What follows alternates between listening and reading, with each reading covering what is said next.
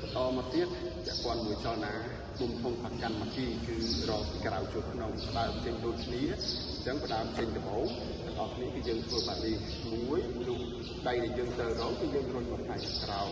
ដៃដែលយើងមិនត្រូវរកគឺយើងដាក់ស្មាទៅពីឆ្វេង1 2 3ដល់ពេលដែលយើងធ្វើជាប់1 2 3 1 2 3 1 2 3ទៅ